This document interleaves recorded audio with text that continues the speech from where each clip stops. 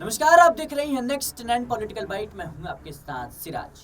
UP की सियासत में इस वक्त हलचलें तेज हैं। मायावती ने एक बार फिर से आकाश आनंद को उत्तराधिकारी घोषित कर दिया है, पार्टी का राष्ट्रीय संयोजक भी बना दिया है। लेकिन एक बार फिर से चंद्रशेखर आजाद चर्चा में आ गए हैं। चर्चा इस बात की हो रही है कि क्या चंद्रशेखर आजाद अब मायावती को समर्थन देंगे।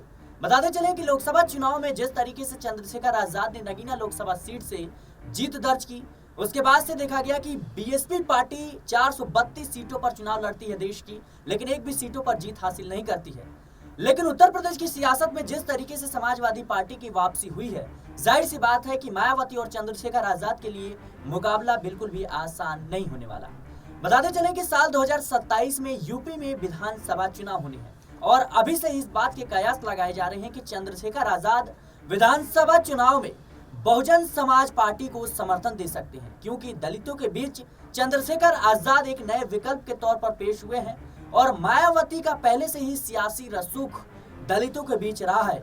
ऐसे में अगर एक दूसरे के खिलाफ चुनाव लड़ते हैं तो जाहिर सी बात है अखिलेश यादव और भारतीय जनता पार्टी बाजी मारते हुई नजर आएगी।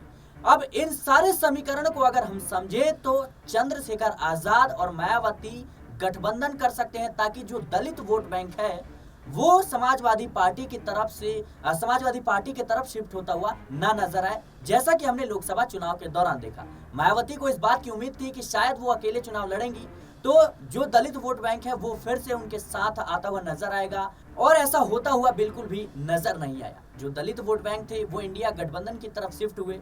अब इसी बात को अगर समझे तो कहीं ना कहीं इसी डर से चंद्रशेखर आजाद और मायावती गठबंधन कर सकते हैं। यूं कहें कि चंद्रशेखर आजाद अपने सियासी भविष्य को उज्जवल बनाने के लिए एक बार फिर से बीएसपी का दामन थाम सकते हैं, बीएसपी को समर्थन दे सकते हैं। फिलहाल इस खबर को लेकर के आपकी क्या राय है, हमें कमेंट बॉक्स में जरूर बताएं।